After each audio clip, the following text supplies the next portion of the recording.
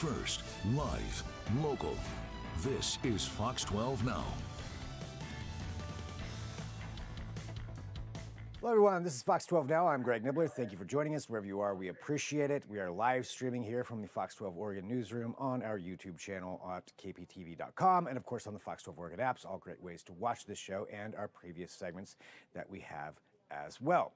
Right now, we are discussing the mystery odor, which has been widely covered, much talked about, happening here in Southwest Washington into Oregon. To give you just a brief recap, this was on September 24th when reports first started coming in, and subsequent investigation generally theorizes that this mysterious odor started somewhere south of Kelso, Washington, wafting down the I-5 corridor towards Portland into Vancouver and then into Portland as well, where reports were that people had smelled this. And now since then, other people have reported still continuing to smell it. It's reported to be either a sulfur-like smell or smelling like onions, generally not a pleasant odor. And investigations so far have not led to the result of anything conclusive saying where this started from. For our own investigations here, we have spoken to many different emergency services. We've spoken to the U.S. Geological Survey. They all claim that it is not volcanic in origin and not related to earthquakes. And you can watch those interviews. They are at our Fox 12 Oregon YouTube channel. You can go ahead and take a look at those if you'd like to see their actual words as they talk about this. But we wanted to speak with some more experts, and that's why we have the Oregon Department of Environmental Quality joining us, and we've got Michael Loch, who's a public affairs specialist there. Michael, thank you very much for joining us here today to talk about this, and I appreciate it. And I think, just to get kind of the origins from your standpoint, when you first heard about this, what were the first steps that the DEQ does in something like this to investigate whatever's going on? Yeah, first, thank you for having me. And when I first heard about it, it was like many of us in the agency. I woke up in the morning and I saw the reports of the odors. And yeah, that first came through to us via the Oregon Emergency Response System. So we were alerted about the odors from folks down in Southwest Washington. And as you mentioned, those reports kept coming further south and into the Portland metro area. So our emergency response team and our air quality team were in touch with other responding agencies like the Washington Department of Ecology to try and see what was going on. And we've been in touch with them as folks were trying to find the source of the odor. Unfortunately, right now, the mystery odors remain a mystery. And I know, yeah, it was pungent, smelly. There were so many reports. I've heard some of the 911 calls, and yeah, it's puzzling. But so far, even though folks were out there searching, we just have not found a suspected source of this odor just yet. So when you start doing an investigation like this and working with your partner agencies as well, are there specific things that you take out into the field to start testing air quality to make sure this, to try to determine, I guess, what this is and where it may be coming from? In this case, this is mostly a collaborative effort of just communicating with the different agencies. So I do know that the local first responder agencies, especially in Southwest Washington, they were the first ones to be out there and to really comb the area and figure out what was going on. And I do know they were partnering with the Washington Department of Ecology and the EPA to try to figure this out. And I would refer you to those agencies for any updates on that end. But from DEQ standpoint, we don't have mobile air quality monitors that we can just deploy out into the scene for incidents like this or other incidents like, for example, a localized structural fire. In that case, when we when we have a suspected odor or we think there might have been a release into the air of a hazardous substance, we reach out to the EPA that does have those resources, that equipment, those people that can go out in the field and take air samples. I know the EPA. Oh, go ahead. I'm sorry.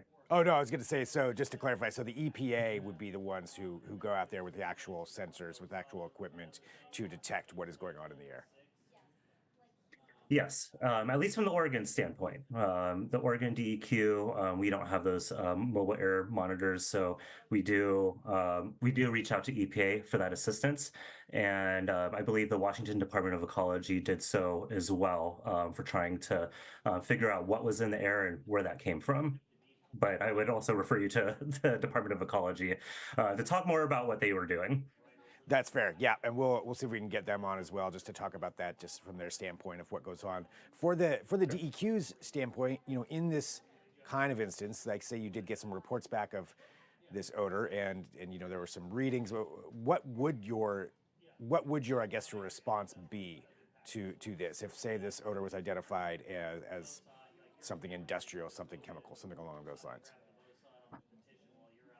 Yeah, if we found out that there, let's say for example, the air samples came back and said there was something nasty in the air, then we would rely on our the local first responders to make any determinations on whether or not there has to be an evacuation order or a shelter in place or things like that. We rely on the first responders to make the best call for the local communities there. However, what we would do to follow up is to kind of verify what came from those air samples, and try to figure out how that happened. Where did it happen? Was there a release? If there was a release, what was the cause of that? And does there have to be some follow-up actions to rectify that? All of that is circumstantial. All of that is depending on the scenario. But those would be the typical steps for us to respond to incidents like this. And so far, just to clarify all of this too, so far, neither. Let me ask this a different way. So far, have you heard from either your own department or partnering departments of environmental regulations or environmental, overwatch of any kind of known source for this odor that was disseminated over the Southwest Washington and into Oregon? Unfortunately, so far, we have not made aware of any suspected sources from that odor. And we totally understand how puzzling that could be, since so many people did smell that and report it. And that's something that we're still following. Are you still working with partner agencies for any follow up or any more investigations into this? Yes, yeah, we're in touch. So I've been in touch with the Washington Department of Ecology, and so kind of as time moves on, I asked them, but hey, have you heard anything on your end? And so far, I don't believe they have identified any suspected sources as well, but I don't want to speak for them as well. But yeah, as these questions come up, like from yourself, we do follow up with our partner agencies that have been working on this just to see like, hey, have you heard, seen anything new come up? Just so that we're all on the same page here. Is there anything that's been determined that you know of? And again, not speculating on anybody else's findings, but just through your own work there, working with the partner organizations, that has determined that it is not from a certain source? Unfortunately, we don't know. Yeah. We don't know where this could have come from. So we don't have any like suspected businesses or facilities or anything of that nature at the moment. So yeah, as I mentioned from the Yeah. top, the mystery remains a mystery at this moment. But we're still following this, and we're still in touch with other folks that have been responding to this incident as well. Yeah, it's just been a mystery. I mean, and it really has been. I know there's a million different theories out there, and that's why we've been asking different people. And I really appreciate you clarifying to the Oregon DEQ standpoint and what you know, what you don't know, and working with those other organizations. Just to clarify one other thing, to your knowledge, is there any danger to the public currently associated with this mystery odor that you're aware of? Not that I'm aware of. Yeah, we're not aware of any danger to the public, so I definitely don't want to alarm anybody. If generally, if the odor has dissipated, then you're not in any particular risk from that, since it's kind of come and gone.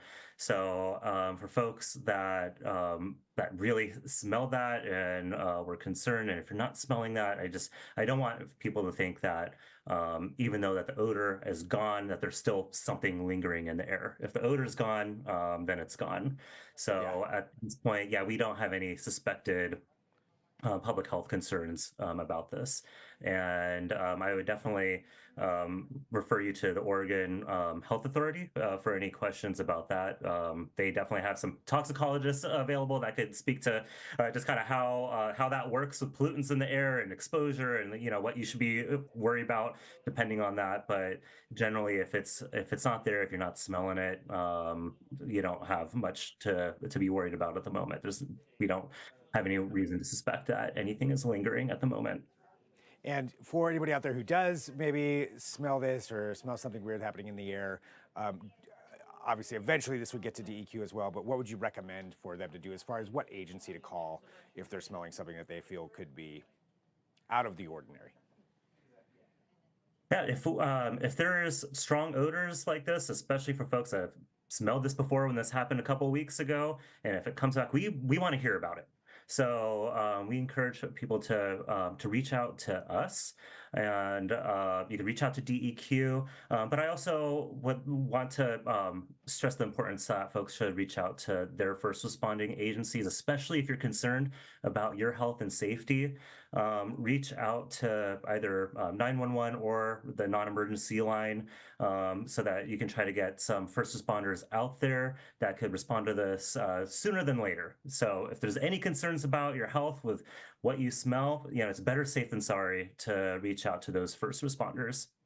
All right, Michael, thank you very much for joining us. I really appreciate your time to talk through this and just hear it from the Oregon DEQ standpoint and what goes on. And also gives everybody just a little bit better picture too of just how how it works in response to something like this. I think this is new for probably a lot of people. A mystery odor isn't something that you hear about too commonly and still unsolved, in the couple of weeks. So it's great to just get an understanding of how that all works. Thank you so much for joining us here on Fox 12 Now. I really appreciate it.